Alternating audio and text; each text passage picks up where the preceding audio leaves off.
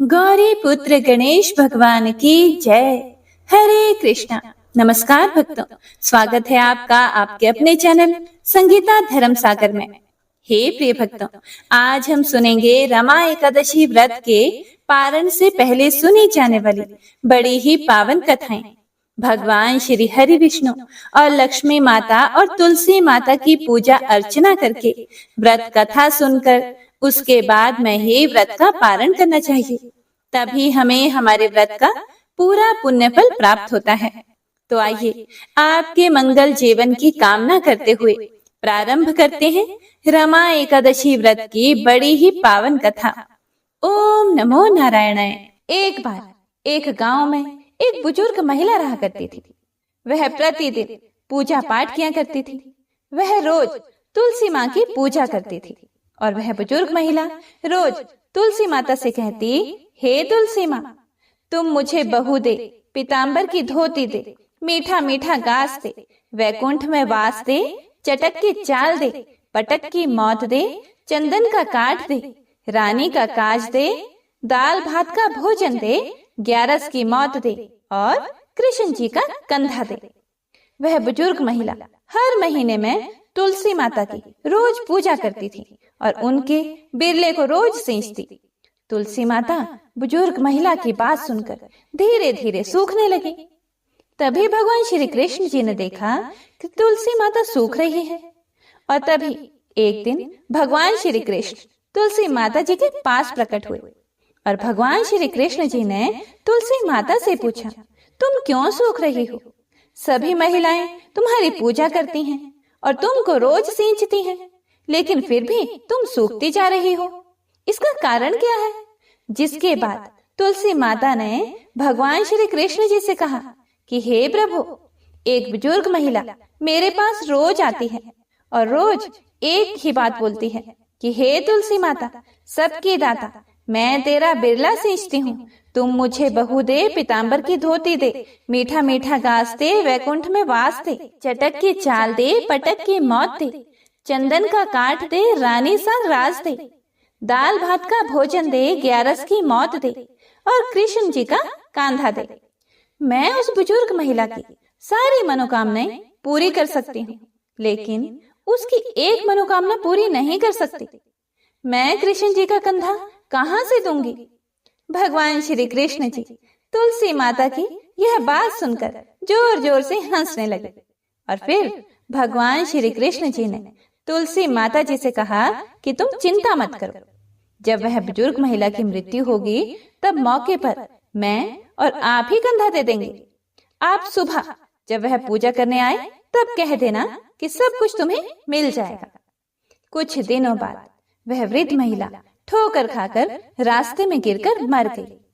पूरे गांव के सभी लोग आए और उस महिला को सभी लोग धर्मात्मा मानते थे। उसको तुलसा जी की डोकरी कहते थे। उसके परिवार में कोई भी नहीं था, इसीलिए गांव वालों ने ही उसके अंतिम संस्कार करने की योजना बनाई और उसे नहलाकर जब वैकुंठी पर बैठाने के लिए उसे उठाने लगे तो उसका मृत शरीर इतना भारी हो गया था कि उसे कोई उठा नहीं पाया। यह सब देखकर वहां के सभी लोग तरह तरह की बातें करने लगे और कहने लगे कि यह इतना पूजा पाठ करती थी, हर समय माला फेरती थी, इसीलिए यह इतनी भारी हो गई है। वहीं पूरे गांव में चर्चा होने लगी कि डोकरी माई कोई भक्ति नहीं करती थी, यह छल कपट करती थी। हम जिसे धर्मात्मा समझते थे वह पापी है, जो कि किसी से भी नहीं उठ पा रही है। यह इसके कर्मों की सजा है। इधर भगवान ने सोचा कि मेरे भक्तों की निंदा हो रही है, इसीलिए भगवान ने बूढ़े ब्राह्मण का भेष धारण करके वहां पर आए और वहां पर जितने भी लोग इकट्ठे हुए थे उनसे पूछने लगे कि यहाँ पर इतनी भीड़ क्यों लगी है, जिससे लोग कहने लगे कि यह डोकरी माई मर गई है और पाप इतना था कि जिससे यह उठ ही नहीं पा रही है। सब उठा उठा कर थक गए। तब ब्राह्मण जी ने कहा कि मुझे एक बार डोकरी के कानों में कहने दो, फिर वह देखो कैसे उठती है। तो सभी लोगों ने कहा कि आप भी प्रयास करके देख लीजिए। तब भगवान ने उस वृद्ध महिला के कानों में कहा कि हे डोकरी माई, देखो मैं आ गया। और जो भी बुढ़िया माई पूजा करते समय शब्द कहती थी, वह शब्द उसके कानों में कहने लगे। तू बिरला सिंचे मेरा, मैं करूं निस्तारा तेरा। डोकरी माई बहू ले, बेटी ले, पोता ले, लड्डू ले, पीताम्बर की धोती ले, गहना ले, घी का घड़ा ले, मीठा मीठा खीर और पूड़ी ले, दाल भात का भोजन ले, धन दौलत ले, बेटा पोता को काम ले, तुलसी का पत्ता ले, मुंह में गंगा जल ले, 11 को दिन ले, श्री कृष्ण जी का कंधा ले। इतना सुनते ही डोकरी हल्की हो गई। भगवान ने बोला, आओ और उसको उठाओ। भगवान ने हाथ लगाया और डोकरी उठ गई। सबको बड़ा ही आश्चर्य हुआ। उसे खूब धूमधाम से ले जाया गया। भगवान उसे अपने कंधे पर ले गए। पूरे गांव में इसकी चर्चा होने लगी, जिससे उसको मुक्ति मिल गई और वह वैकुंठ में चली गई। सभी लोग देखते रह गए। सभी लोगों ने देखा कि शमशान घाट तक तो ब्राह्मण साथ ही आया था, लेकिन अब वह दिखाई नहीं दे रहा है। इससे लोगों को समझ में आ गया कि वह और कोई नहीं, स्वयं भगवान ही बूढ़े ब्राह्मण के रूप में आए थे। तो बोलिए श्री राधा कृष्ण भगवान की जय, बोलिए श्री तुलसी शालिग्राम जी की जय। एक बार भगवान विष्णु जी शेषनाग पर बैठे बैठे उदास हो गए और धरती पर जाने का विचार बनाया। धरती पर जाने का मन बनाते ही विष्णु जी जाने की तैयारियों में लग गए।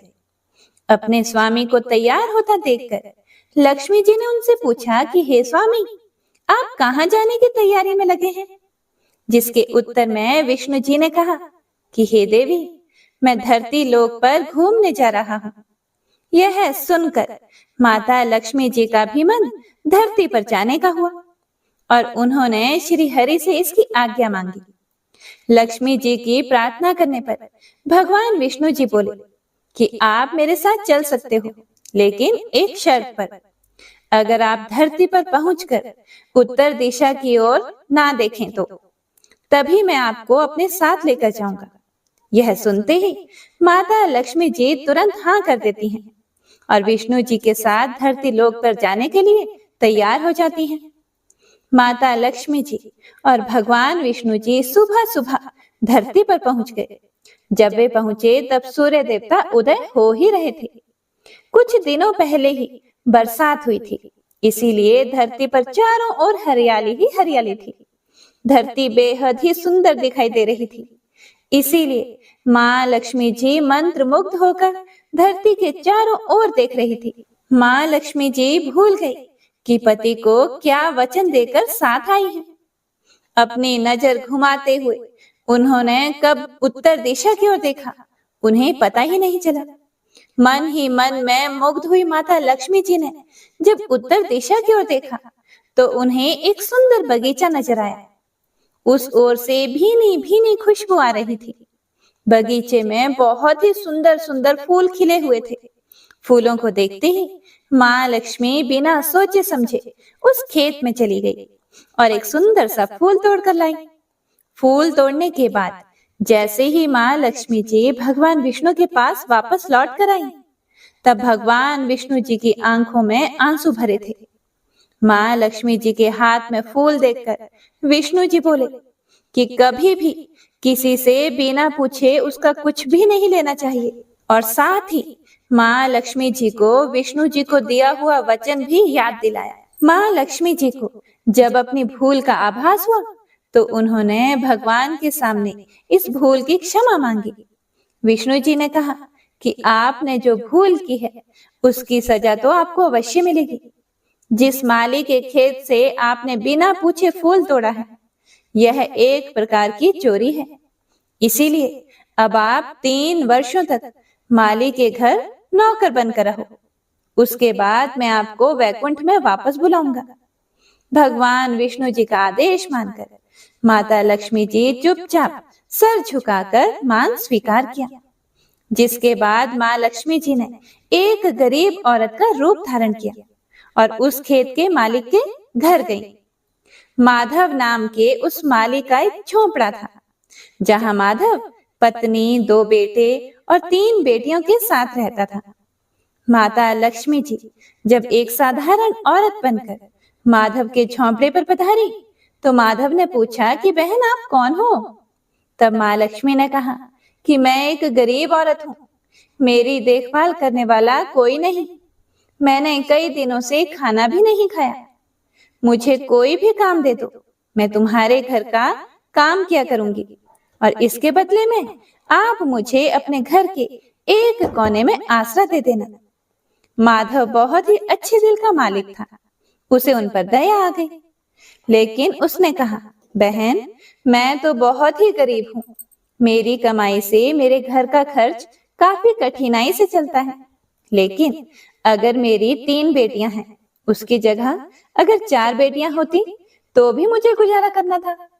अगर आप मेरी बेटी बनकर और जैसा रूखा सूखा हम खाते हैं उसमें खुश रह सकती हो तो बेटी अंदर आ जाओ। माधव ने माँ लक्ष्मी जी को अपने झोंपड़े में शरण दे दी और माँ लक्ष्मी जी 3 साल तक उस माधव के घर पर नौकरानी बनकर रही।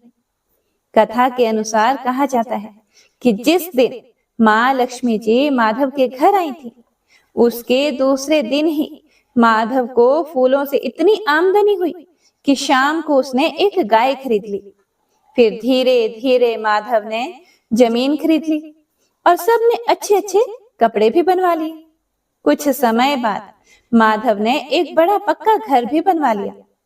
माधव हमेशा सोचता था कि मुझे यह सब इस महिला के आने के बाद ही मिला है, इस बेटी के रूप में मेरी किस्मत आ गई है। एक दिन माधव जब अपने खेतों से काम खत्म करके घर आया तो उसने अपने घर के द्वार पर गहनों से लदी एक देवी स्वरूप औरत को देखा। जब वह पास गया तो उसे आभास हुआ कि यह तो मेरी मुंह बोली चौथी बेटी यानी वही औरत है। कुछ समय के बाद वह समझ गया कि यह देवी कोई और नहीं बल्कि स्वयं माँ लक्ष्मी जी है। यह जानकर माधव बोला कि हे माँ मुझे क्षमा कर दो, हमने आपसे अनजाने में ही घर और खेत में काम करवाया। हे माँ यह हमसे कैसा अपराध हो गया, माँ हम सबको माफ कर दो। यह सुनकर माँ लक्ष्मी जी मुस्कुराई और बोली कि हे माधव तुम तो बहुत ही अच्छे और दयालु व्यक्ति हो, तुमने मुझे अपनी बेटी की तरह रखा, अपने परिवार का सदस्य बनाया। इसके बदले मैं तुम्हें वरदान देती हूँ कि तुम्हारे पास कभी भी खुशियों की और धन की कमी नहीं रहेगी, तुम्हें सारे सुख मिलेंगे जिसके तुम हकदार हो। इसके बाद माँ लक्ष्मी जी अपने स्वामी श्री हरि के द्वारा भेजे रथ में बैठकर वैकुंठ लोक चली गई। हे माँ मेरी नम्र विनती है कि जैसे माधव पर कृपा दृष्टि रखी वैसी ही कृपा दृष्टि हमारे समाज और देश पर रखना। कथा को सुनने वाले, सुनाने वाले और हुंकारा भरने वाले सभी भक्त जनों पर रखना। तो प्रेम से बोलिए लक्ष्मी नारायण भगवान की जय। आइए अब तुलसी माता की दूसरी कथा का श्रवण करते हैं। इस कथा को सुनने से एकादशी के व्रत का संपूर्ण फल मिल जाता है। तो आइए प्रसन्न चित मन से इस कथा को सुनते हैं। कथा के अनुसार एक कुटुंब में ननंद तथा भाभी साथ में रहते थे। ननंद का विवाह अभी नहीं हुआ था।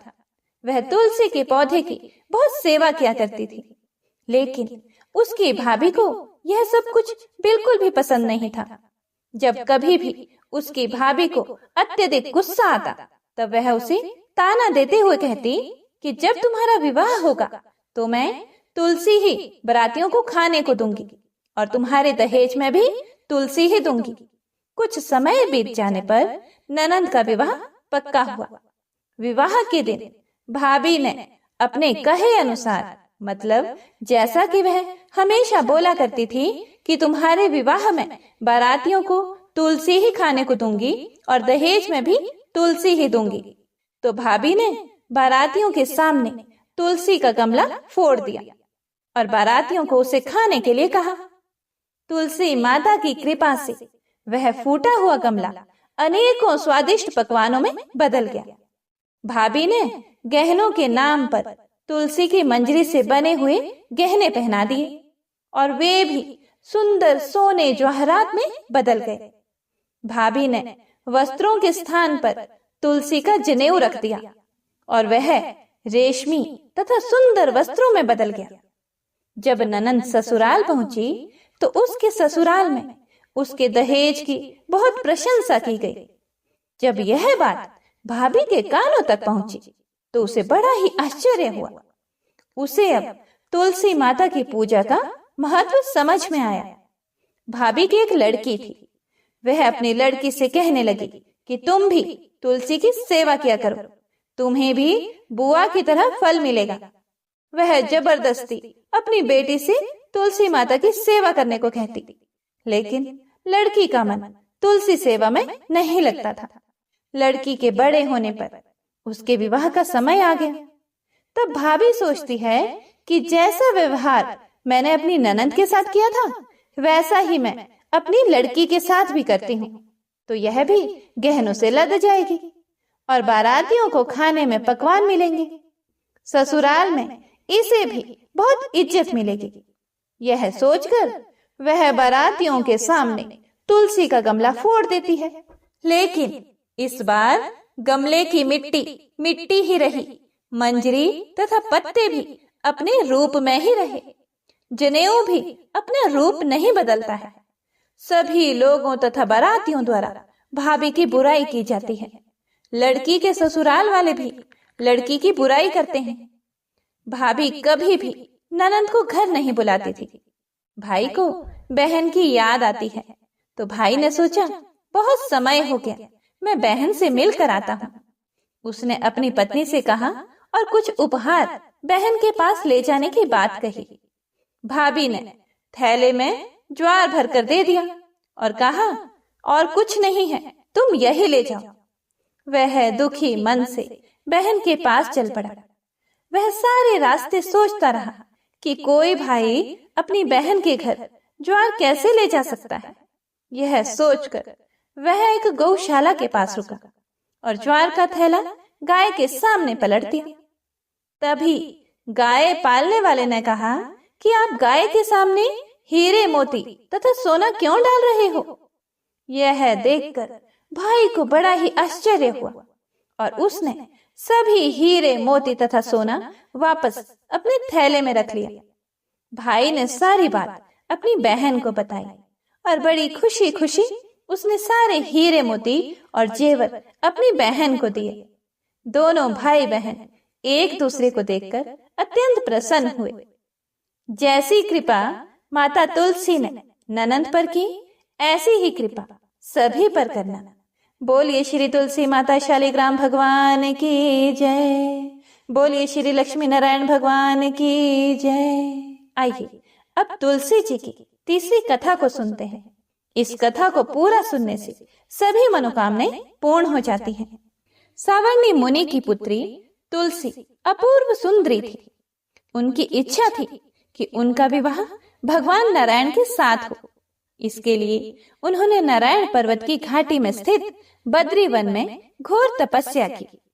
दीर्घ काल तक तपस्या के उपरांत ब्रह्मा जी ने प्रसन्न होकर दर्शन दिए और वर मांगने को कहा। तुलसी जी ने कहा, हे सृष्टिकर्ता, हे ब्रह्मदेव, आप अंतर्यामी हैं, सबके मन की बात जानते हैं। फिर भी मैं अपनी इच्छा आपसे बताती हूँ।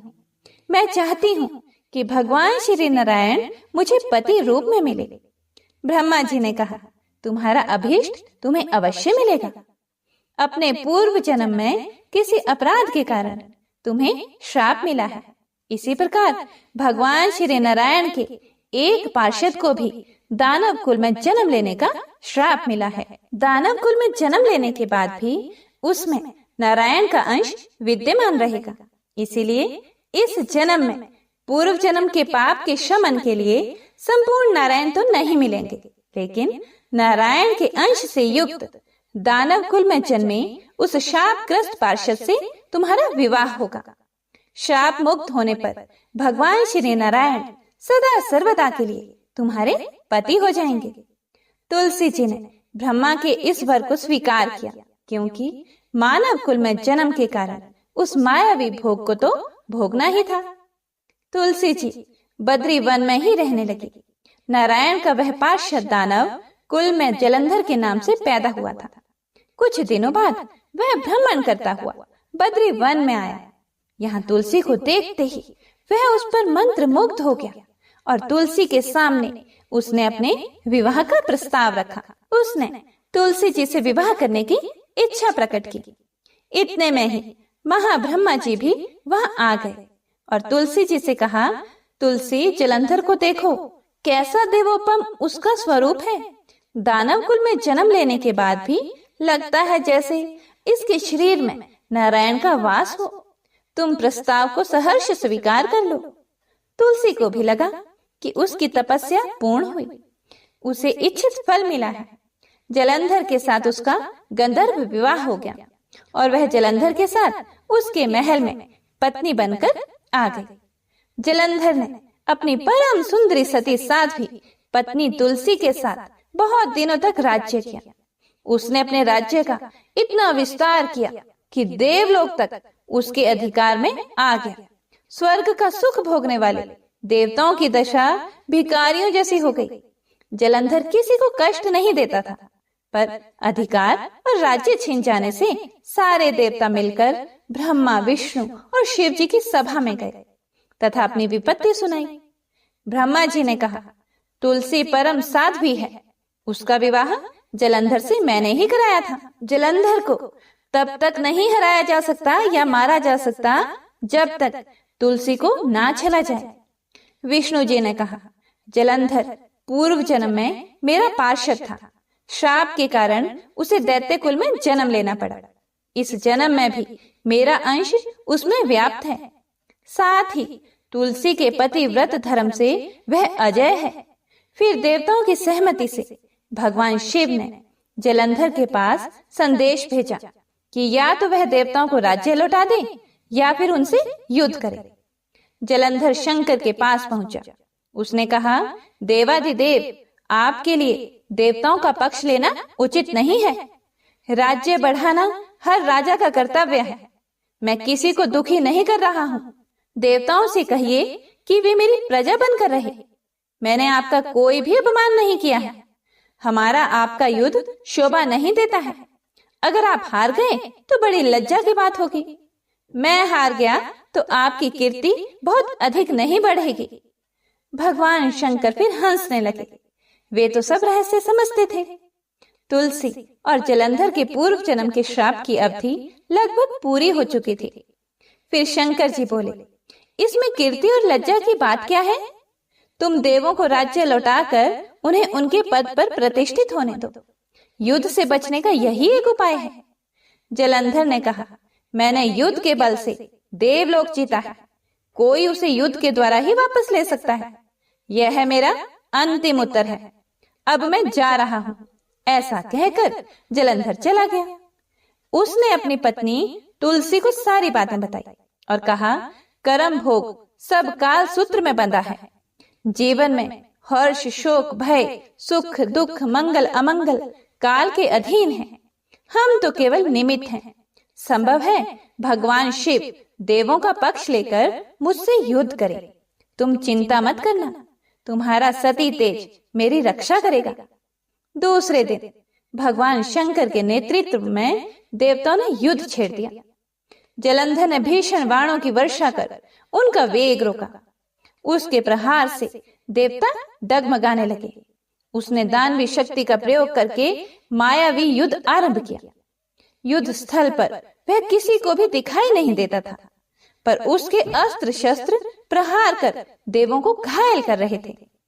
देवगण अपने अस्त्र चलाएं तो किस पर चलाएं, क्योंकि कोई शत्रु सामने था ही नहीं। कई दिनों तक इस तरह भयंकर युद्ध चला। जलंधर पराजित नहीं हुआ। तब शिव जी ने विष्णु से कहा, विष्णु कुछ तो उपाय करो, अन्यथा मेरा तो सारा यश मिट्टी में मिल जाएगा।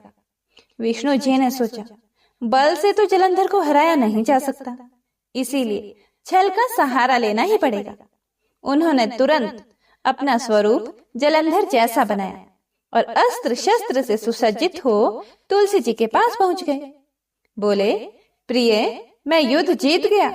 सारे देवता भगवान शंकर समेत हार गए। इस खुशी में आओ, मैं तुम्हें अपने अंग से लगा लूं। पति को प्रत्यक्ष खड़ा देखकर तथा विजय का समाचार सुनकर वह दौड़कर मायावी जलंधर के गले से लिपट गई। इस प्रकार पति पत्नी दोनों ने आलिंगन होकर खूब खुशी मनाई। पर पुरुष के साथ इस प्रकार के व्यवहार से उसका सती तेज नष्ट हो गया। उसका सती तेज जो जलंधर की कवच के रूप में रक्षा कर रहा था, वह कवच नष्ट हो गया। जलंधर शक्तिहीन हो गया। यह जानते ही भगवान शंकर ने अपने त्रिशूल से प्रहार किया। त्रिशूल के लगते ही जलंधर जलकर भस्म हो गया। जलंधर के मरने को जानकर विष्णु अपने असली रूप में आ गए। सामने अपने पति जलंधर के स्थान पर भगवान विष्णु को खड़ा देखकर तुलसी बहुत विस्मित हुई। उसको पता लग गया कि स्वयं नारायण ने उसके साथ छल किया है। क्रोध में आकर तुलसी जी ने श्राप दिया, एक सती स्त्री का स्तित्व भंग करने के अपराध में तुम हृदयहीन पत्थर हो जाओ। विष्णु जी ने तुलसी के श्राप को शिरोधार्य कर कहा, देवी, तुम्हारे तथा जलंधर के कल्याण के लिए मुझे ऐसा करना पड़ा। तुम दोनों को श्राप मुक्त करना था। तुम भी अब अपना शरीर त्याग कर तुलसी बिरवा के रूप में जन्म लोगी और मेरी पूजा तुलसी दल से होगी। मैं शालिग्राम पत्थर बनूंगा। मेरे शीश पर तुम आदर से विराजमान होंगी। तुम्हारे पति की हड्डियों के चूर्ण से शंख की उत्पत्ति होगी।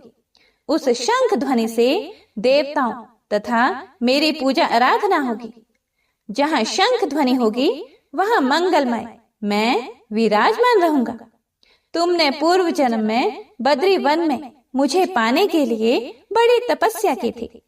अब अगले जन्म में मैं नारायण प्रस्तर के रूप में बद्रीनाथ वन में स्थापित होऊंगा और मेरी पूजा अर्चना फल फूल से ना होकर तुम्हारी तुलसी दल से होगी।